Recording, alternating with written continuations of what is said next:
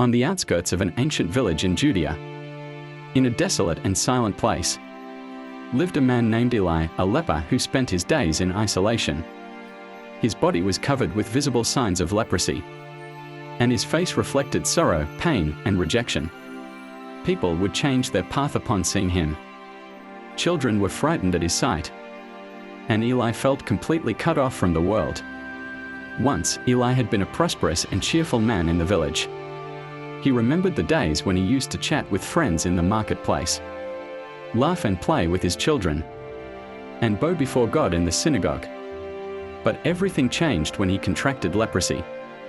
Relationships, friendships, and even the support of his family were taken from him. Yet, a flicker of hope still lived in Eli's heart, a shining light that kept him from completely breaking down. One day, as he sat outside his hut looking at the sky, he overheard some travelers talking. They spoke of a man named Jesus, someone who was giving sight to the blind, helping the lame walk, and casting out demons. Eli's ears sharpened. His heart began to race. Could it be true? Could there really be someone who heals? Someone who could even touch someone like me? He wondered. The despair that had clung to him for years began to turn into faith. He made up his mind, no matter what it would take, he would meet Jesus. He knew the risk: people might stop him, push him away, or even attack him. But Eli's faith had grown stronger than his fear. The next morning, with trembling hands, Eli wrapped himself in his cloak and began walking toward the town. As he neared Jesus, people began to step back. Some glared at him with hatred, others shouted, "Unclean! Stay away!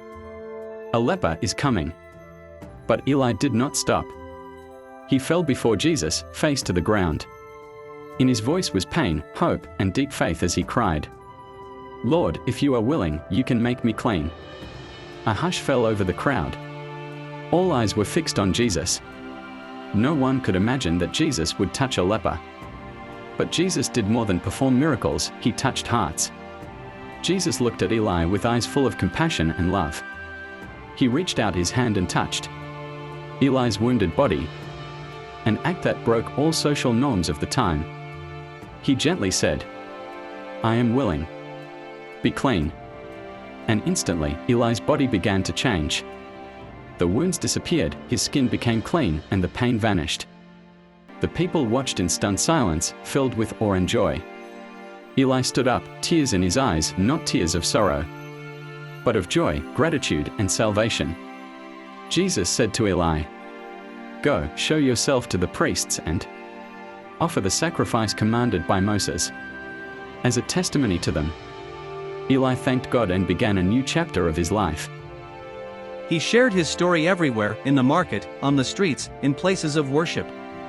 Wherever he went, he spread the light of hope. People looked at his shining eyes and smiled with wonder.